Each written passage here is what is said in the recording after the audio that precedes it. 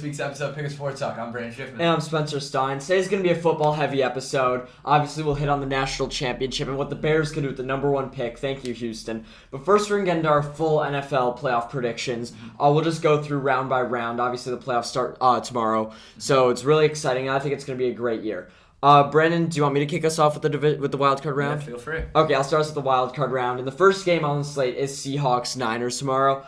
And obviously I'm taking the San Francisco 49ers, although I think this game has some upset potential, more than anyone's giving the Seahawks credit for. Not that the Seahawks are a great team, but going into the year, they're given, like a 20% chance of making the playoffs? Like 2-3 games. Exactly, and they've exceeded that. And Brock Purdy, I trust him for the most part, but the Niners are 0-4 in games where Purdy has they have multiple turnovers, so it's somewhat conceivable that the Niners Purdy could... hasn't had multiple turnovers. No, I know, but in-game's team has had multiple turnovers. So I don't think it's going to happen, but there's always a world in which in his first playoff game against a gritty Seattle team he does it. I think that chance is probable for every game, not specifically anything about Seattle, but I don't think they got the job done, is the final story.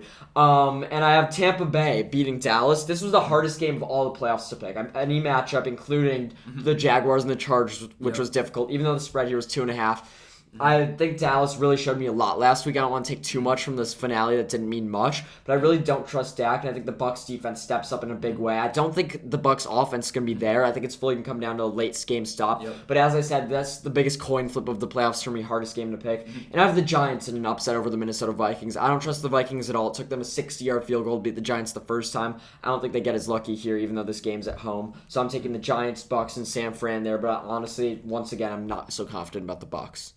So for my side of the bracket, pretty similar overall. I feel like it makes sense. It's the wild card round.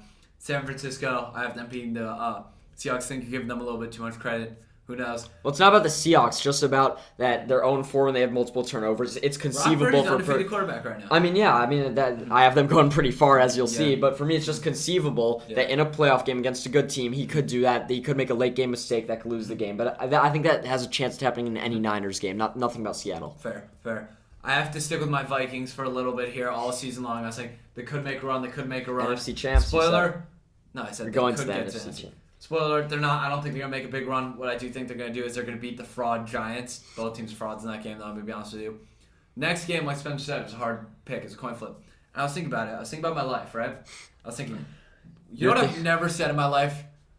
Dak Prescott did well in this playoff game. And you know what I don't think I'll be saying for the first time this weekend? Dak Prescott did well in the playoff game. I don't trust Mike McCarthy either, but the reason the Cowboys are favored, and I think the Cowboys should be favored despite the fact that I'm picking Tampa, is because Tampa's offense has been just as bad. Brady's been similarly bad, and their defense has been worse than the Cowboys. Well, the Cowboys have more of a running game. So I think there is, sure, but I think Tampa Bay just says... I think Tampa Bay is just a more trustworthy team here. I think they win this about 17-14. Something about this that. Could be an ugly game. I don't think much is going to come of this. And I think, yet again, this offseason, we're going to be wondering the exact same things last offseason. What went wrong for the Cowboys, and how can they fix this? Do you think Mike McCarthy's job is on the line? Jerry Jones said he's safe. I find it hard to believe that. We've been talking about this forever. They've always been one piece away. Either it's one quarterback, one coach. They got their defense. Now, at a certain point, you got to start wondering, how can we make this right before this team passes? And it used to be a coach away. I think their defense has some years left. Or it used to be they were a defense away. Now they have the defense. I think they need to re-sign Pollard, maybe look for a new quarterback. But McCarthy, although he's an issue, I think he's safe no matter what. I trust Jerry Jones. Moving to the AFC, I'll start with Bills-Dolphins. Nothing important about this game. Skylar Thompson's starting. The bigger question is the spread. Buffalo's here by 13.5 in a playoff game at home. I think they actually could cover. Same thing with Bengals-Ravens. I think the Bengals should cover. I don't trust the Ravens at all, let alone with Lamar still out. The big question looming over them is he out because of his contract talks, or is he really hurt? Because I don't think they'd win either way. So I think it's a smart move by Lamar. But as I said, the Bengals are a really good team. I think they might be the best team in the AFC. I'm taking them there. Very hot take. Well, I just think that Joe Burrow has been outplaying Josh Allen so far this season. I actually might trust him more, and although it's going to be tough to play in Buffalo, I'll get to that game next in a bit. And I trust KC more. I think the Bengals, for a point, they were playing like the best team in the AFC, and they're right there. It's not like the Chiefs and Bills on a drop off like we thought. All three of those It's a teams tier. right there. It's a tier. But a tier below is the winner of Chargers Jags. They're definitely going to lose. Such a toss-up. Mike Williams being out's a big deal, and I mean, was there are very games that he plays when he gets one reception. Like, I Oh, don't yeah, think, but I don't think- think it's like them like losing like their crazy wide receiver. Well, here's what I line. want to say though: the Jacksonville Jaguars beat them 38-10 with Mike Williams and Keenan Allen out. So I don't know if Keenan Allen accounts for 28 points, and for that reason, and because it's a home game, and because Jacksonville's been playing better, they're on a 5-game win streak. I was this close to picking them. I had them, but realistically, I think this is going to be a low-scoring game. A lot of people are expecting that, and I think that makes sense, but I don't think the Jaguars' offense can do as much as people think. The Jaguars' offense becomes slightly overrated. I know they have exciting names. I know T-Law is becoming a top 10 quarterback and has tons of potential. I know ETN's been playing well. I know Christian Kirk's almost living up to the contract. Zay Jones, Evan Ingram stepping up. All that's true, but I think in this game they're not going to figure it out, and I think that Chargers defense we've been looking forward to all season will finally step up. I see another low-scoring one here. Such a coin flip, but I will go with the Chargers. So I'm agreeing with you on all three of these, and I don't like that, but I'll give a quick thought. The Bills here are no-brainer. They're an absolute wagon, Yeah. and they're playing a team who's on their third-string quarterback. Give me the Bills. Just It's beat them up. disappointing how good the Dolphins were now because of injuries. That It whole really team's does falling apart. suck. It really sucks how their season fell apart, and I feel like it's slowly but surely just like come to a screeching halt Yeah. with them, and it sucks because they're a good team. I think they'll be back next year. Bengals, Ravens. I mean, I think you said it pretty well. I wouldn't go as far as to say the Bengals are the best team in the AFC by any means, but I mean, I'm just saying I think they're just as good as the other two. yeah, they'll put up a fight with anyone. I think that's why they're as appealing of a team as they are to pick, and that's why I have them. Chargers, Jaguars. You made a convincing case about the Jaguars, like based on their win earlier in the year, but I just think they're the easier team to trust in this game. That's what I'll say. I'll leave it at that. For the next round, we're going back to the NFC, same way as before. But because the reseeding, we have different matchups. Because Yes. the Giants win, assuming Seattle doesn't win, they'll play the Eagles. Well, for you, the Vikings winning has against San Fran. So, Brandon, you can go first. San Fran, the Vikings. San Fran and the Vikings. I think this will be a good game for San Francisco. I think the Vikings will have a full-on meltdown in this game. And it's not necessarily that San Francisco's defense is that great or their offense is that great. I just think the Vikings, like we've been saying for the past few weeks, are legitimate. And frauds. I want to come in with a Vikings take here. Let me interject. As someone who's rooting for the San Francisco 49ers in these playoffs, if I was a Niners fan, I want Minnesota. I am more afraid of Dallas because what their defense could possibly do, Tampa Bay because what Brady could possibly do, than I am of Minnesota. And I picked the Giants over Minnesota. Due to all that, I have the Vikings right now 6th out of these 7 NFC teams. I only have them above Seattle. I have zero trust in them. And if I'm a 49ers fan, I'm rooting for Minnesota. I'd rather play Minnesota than have to go against the winner of Tampa and Dallas. So that's just me. So I think if that game does come to happen, which it could, I mean, the Giants and Minnesota should be a close game. I think San Fran's going to win in a blowout. Next game, Eagles, Bucks. Here's the thing. As much as I want to say Brady will pull it all together, I think that the Buccaneers will be overwhelmed by Philly's just absolutely monstrous squad on both sides of the ball. Mind you, they're banged up. There's some not so good going on there that we can get to later.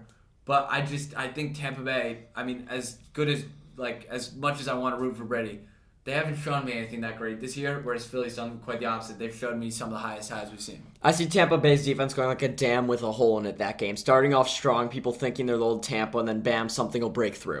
I'm going to go to my predictions because I have that Tampa team playing San Francisco. And as I said, I don't think that's a great opponent for San Fran because Tampa Bay's defense does have potential, and I don't know how much I trust San Fran's offense, but I do think they're the best team in the NFC. I've said that since before Brock Purdy went in. I stuck by it with Purdy, so I think they get the job done. They're the better team. And I think that Tampa Bay's offense would have immense struggles against the 49ers. I think they'd struggle to even get double digits.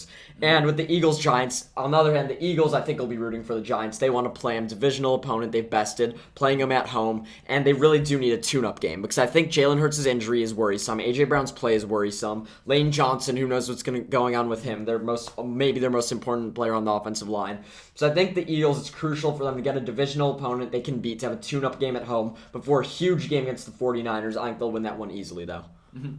Sounds good. Moving on to the AFC, my bracket at least, and I think yours too, Bengals, Same Bills. thing, yep. This game, I think, legitimately has game of the year potential. Yep. I think that this game... I mean, it was looking like it before DeMar Hamlin went down, and obviously that's going to be a big factor we're thinking about in this game, thinking about these two teams rematching just a few weeks after. Yeah. With that being said, I think that this game could go so many different ways, and I've gone back and forth for the past, hour about this game. I ultimately decided I'm going to have to go with the Bengals here. I think that, and this is kind of crazy for me to be here, but I think that there's a world where Buffalo does not have the same offensive presence as they've had in past playoff games. I think if that's the case, the Bengals will fully take advantage. Mind you, the Bengals, I think, have a significantly lower floor, but I think they have a slightly higher ceiling. I'm going to go out on a limb and say that. Next game, Kansas City versus the Chargers. Kansas City's going to legitimately go crazy on that Chargers defense. Their Chargers defense is absolutely nothing. 38-13. I want to talk about the Bengals-Bills game. Yep. I think that game is going to decide who's the Super Bowl champion. I'm going to say it right now. I think that the Bengals and Bills both have what it takes to beat Kansas City at a neutral site. I think the NFC, I've said all year, is weaker. I said all year, since literally before the season started, that whoever makes out the AFC is going to win the Super Bowl, and I stand by that take. In the NFL, in my opinion, yeah, I think the three best teams, although San Francisco and the Eagles are good, I trust the AFC a lot. And I'm going with Buffalo here. This game is at home, even though both games against Kansas City would be neutral. The home field advantage is huge. And honestly, something about this year, it just feels like Buffalo's year. Last year, they went down in a crazy way. Everyone's always rooting for that fan base. The whole world's kind of behind Buffalo this year. And I know that sounds a little sentimental, but things tend to turn out that way. And when I'm looking at the Bills team that has the talent, has the team that was the favorite preseason, everyone knows they have what it takes. Although Josh Allen versus Patrick Mahomes will be tough. They're depleted, though. That's the one thing. Oh, their no. defense is injured. Yes, their defense is very depleted, but I mean, I still think it's enough to get past the Bengals. And when you're looking at last year's game against Kansas City, they had no defense. So although I think that the Bills, I'm a little questioning. This might not make much sense. I'm questioning the Bills' chances against Kansas City a little more than I would against the Bengals. But I think if the Bengals find a way to win this game, they beat Kansas City. So although the Bills will have very big struggles in both games, I think they definitely get past Cincy with the home field advantage because it's their year. And I think they'll do this, or get past Cincinnati. And I think they do the same thing at a neutral site against Kansas City, get revenge from last year. It just feels like it's destined to happen. And I think they definitely have the talent to do it. It's not like I'm picking the Jaguars to do that. It's the Buffalo Bills. It's their year, and I feel like people have felt that way since they went down in last year's playoffs in that crazy OT game. I personally can't go up against faith here, so I'm gonna let you. So who are you picking in your Chiefs-Bengals game? My Chiefs-Bengals game. I think this game, like I said earlier, that the game before this could be the game of the year. This could also be the game of the year. I mean, Joe Burrow versus Patrick Mahomes in the AFC Championship. It's almost like poetic, genuinely. I think that Kansas City wins this game. I really do. I think that, especially after all offseason, everyone was torching the Chiefs. Oh my God, they lost Tyreek Hill. This is going to be a bad year for them. Not saying who, but someone on the podcast said they might not make the playoffs. Yep. They later corrected their take, which I'm happy for them about, but you know what I'm saying. With that being said, I think Patrick Mahomes came in this year with a chip on his shoulder, and I think it has stuck around ever since, and that's why I think that they beat the Bengals. Legitimately, like, all-time classic game potential with this one. And I told you, I do think that Patrick Mahomes and Joe Burrow are the two best quarterbacks in football above Josh Allen. And I still have the Bills taking that game. I'd take Josh Allen over Joe Burrow. I mean, maybe his talent, but this year I think Joe Burrow's been the better player, and I honestly trust him in the playoffs more than Josh Allen. So I think any matchups between those three teams are going to be wildly entertaining. They could go any way. And I know it sounds like a little corny, but I do think the Buffalo Bills have what it takes. I think their defense is just as good as the other two. And by the way, the Bengals' offensive line, like, we're not automatically trusting them. They haven't been that good this year. So I do think I still trust Buffalo. I think it's their year. And then going back to the NFC, although I already kind of said I don't have an NFC team winning the Super Bowl, I'm sticking with San Francisco. I think they have the better scheme. I think although they don't have the offensive talent that the Eagles have, at least at the quarterback position, they still have Debo and Ayuk. Ayuk's been looking amazing. Kittle's better than Goddard coming off injury, and their run game is absolutely dominant. Plus, obviously, as I said, Shanahan. The defenses are equal. I know it's going to be tough to go win that game on the road, but Jalen Hurts being banged up is even more of the reason for me to stick with my 49ers pick. So I have them going to the Super Bowl, but as I said, losing to the Buffalo Bills. I think it's not going to be a great Super Bowl this year. I think the games to watch this year are Bills-Bengals and the winner of that game versus the Chiefs. Those are going to be the games to define these playoffs. Just like last year, the defining game really was Kansas City and Buffalo, and then also Bengals upsetting Kansas City. Yep. Really quickly, just want to give my NFC pick. This one was a toss-up. Ultimately went with the 49ers, and historically that, I think, will play out well. As in the past 2 years, the Bears have beaten a team that went on to the Super Bowl. It was Tampa Bay in 2020, Buffalo in 2021. Both of the teams that the Bears beat before San Francisco, who we beat week 1, ended the year on a crazy streak. San Francisco is on like a 12-game win streak. I think historically speaking, I'm looking accurate here. Great reasoning. Chiefs-Niners rematch of 2 years ago. Chiefs win it again. Got it. I think that's a good pick, but as I said, I think the AFC teams winning could go anyway. I'm just really, really excited, and I think this weekend has a couple great games. 3 games I had very big troubles taking. There could be an upset. Don't sleep on the wild card week. Oh no, for sure not. I think it's the best weekend of the playoffs. Let's move on to the national championship in college football, and honestly, there's not much to talk about. Not only did it happen a few days ago, but 65-7, one of the biggest blowouts in any bowl game, let alone national championship. Here's what I want to ask you first, not about the game. A lot of people are furious that TCU even had the ability to be in this game. Are you? I'm not, and here's why. A lot of those same people were begging that TCU made it in, and I actually think TCU was good for the playoff. I think that for the past couple years, it's really been a lot of the same teams. It really has. And that's everyone's complaint with a lot of other sports. Oh, it was always like the Warriors and Cavs, and everyone hated the NBA in the late 2010s. That's why. I think bringing in TCU shows that any team that puts it together can make it. There's not a bias to SEC. There's not a bias to Clemson. There's not a bias to Ohio State. There's not a bias to Michigan.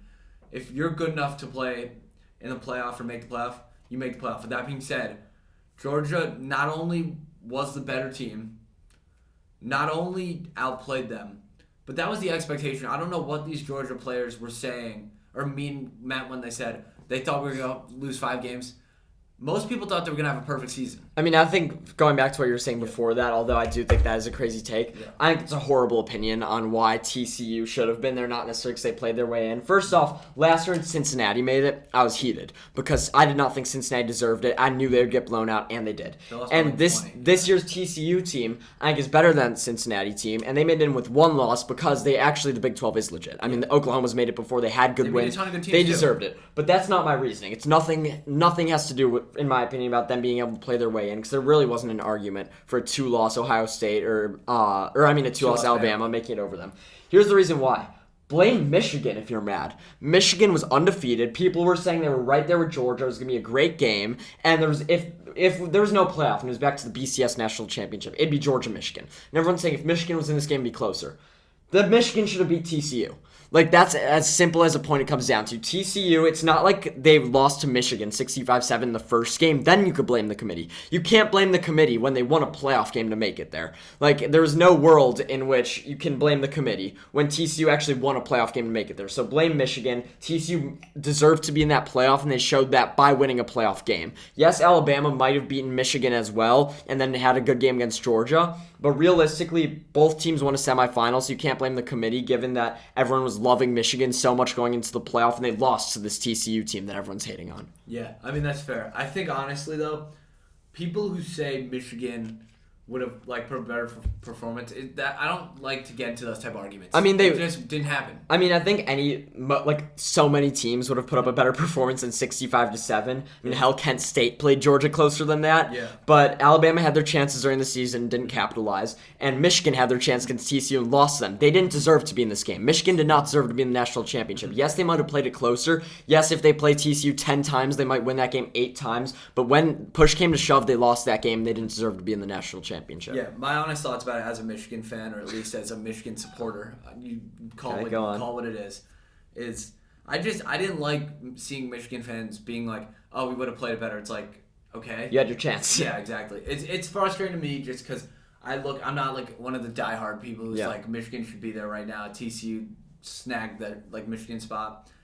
With that being said, I don't like to look at things like that. I don't like to look at what ifs that never happened for a reason. And by the way, it also makes me angry. People saying the refs sold Michigan. No, you sold by fumbling and throwing 2 pick sixes. So that's my thoughts. JJ. But and looks like the national championship happened to be that Ohio State Georgia game. But yes, if you're looking for competitive purposes, maybe Bama should have been there. People maybe could have pinned them against TCU. Maybe that's an art. And by the way, that's a good argument for the 12-team playoff. I'm not a fan of it, but it's a good argument because we're going to see more games, and this bowl season shows how great college football is. Mm-hmm. And we're going to see teams like Alabama, who might have struggled early, have the chance to prove why they're dominant. Tulane would have made the playoff in the 12th team. I know, I think it's great. The final story is what you talked about a few days ago, I think in a clip, is that Georgia has taken command of college football. They blew them out here. There's nothing to say in this game. TCU didn't do anything wrong. They did everything wrong. Georgia did everything right. They're the better team. They're almost a pro team. And Kirby Smart has asserted dominance. Kirby Smart has asserted dominance over Saban in college football. Mm-hmm. Moving on to our Bears, I think we've been waiting to talk about this one for some time now. Oh, yeah. I mean, I opened the episode with saying, thank you, Houston, for getting us this pick. And I want to start with this. before the season, I'm pretty sure I said this. I haven't looked back. That my 2 main goals for the Bears season, I didn't think they'd accomplish them, by the way, were that Justin Fields would prove himself as a top 10 future quarterback. And I think if there's a dynasty draft for future quarterbacks right now, he goes top 10. Yep. And number 2, we get the number 1 pick. I did not think we would get that pick. We went 2 for 2. And this is so huge for the franchise. We shouldn't pick here whatsoever. I'm going to be angry if they sit at the pick and take Will Anderson. And the reason 1 is so much better than 2 is because of the trade value, especially if CJ Stroud doesn't declare. Yeah, Can you imagine that if it's all for Bryce? And we have the Colts sitting there at 4. We're at 4. We could probably still get Jalen Carter or maybe even Will Anderson, which is the goal, one of those 2. And we'll get an absolute haul. I mean, if I'm right now, the thing I'm looking for is from the Colts, their 4th pick, their 2nd round this year, and then next year their 1st and 2nd. That big of a haul. And that's if we can't get DeForest Buckner in a deal, which would be my goal. Maybe add him into Even that deal. Michael Pittman, That's how. too. Oh, Pittman would be amazing. That's how much that pick is worth for Bryce Young. Because the Colts have been looking for their quarterback. And by the way, Since Andrew Luck. and by the way, Chris Ballard is in a situation Ryan Pace was in last season. He's on the chopping block. He needs to make a big play, and he needs to go get a quarterback to try and save his job. I think the Colts are the team, but I want to throw this in there. I don't think the Raiders trade Adams, but that would be ideal scenario, would be to get Adams. And even if we don't, the Raiders, I think, are still the second best option to pick. At 7th overall, you could still get a great defensive guy, maybe an edge rusher like Miles Murphy. And the thing is with the They Bears... could potentially take Levis at 7. Who knows? Like, there's a lot on the table. No, but the Bears would trade to Oh, 7. okay. I I'm thought saying you were for talking the about Raiders. no, I'm saying for the Raiders to get number 1. yeah, I'm saying that is my second option for the Bears would be to trade back to 7, get all those picks. And when we're looking at the Bears, here's why I should trade back if you don't necessarily believe in it. It's because they're not one player away. As good as Will Anderson is and Jalen Carter, they're not one player away. And even if that means going back to 7 instead of 4, which means getting Miles Murphy instead of Jalen Carter, although I won't be thrilled about that, the thing is getting the most picks possible, and the Raiders might have that. But I think the Colts is the way. What do you think the Bears? What do you think the price is for this number 1 pick? I mean, I think it's hefty. I mean, obviously, I actually think CJ Stroud not declaring could help us and hurt us. I think it obviously increases Bryce's value, but also that means that if we trade back to 4, it's likely that Will and Jalen will probably go 2-3 versus 3-4. But who knows what Houston will do? Houston could very well go Levis. And I think an interesting storyline could be if Stroud doesn't declare, what about Houston as a trade candidate? Yeah. Like we're saying, we're going to trade this pick elsewhere if you don't make a huge offer. They have 2-12 this year. If they could give us 2-12 and maybe a second round this year, maybe a second round next year, maybe a 1 next year, like that would be insane. But the price for this is huge because he's a franchise quarterback. The idea of trading Fields is blasphemous because he's a proven guy. I don't think Bryce can be any better than Fields. And although the 2 years of the rookie contract have some value, why would you take a prospect that could very well bust instead of a guy we know is good? I think that idea is completely horrible. And by the way, the value for Fields would be more than this number 1 pick, but not by much. Because people love Bryce. People saying Fields worth a 2nd and a 3rd is utterly crazy. Yeah. This pick is worth 2 firsts and 2 seconds, and Fields is worth 3 firsts and 2 seconds. Yeah. So keep Justin, load up on picks, build the defense, the line, receivers. Maybe look at D-Hop even. Yeah.